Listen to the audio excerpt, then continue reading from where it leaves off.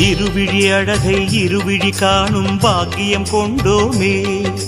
இறைவா ரமணா உந்தன் மகிமையை மனதில் கண்டோமே. திருமுகம் மலரும் சன்னதி வாசல் பரவசம் கொண்டோமே. தேவரகசியம் அது உன் லீலை மலையினில் கண்டோமே.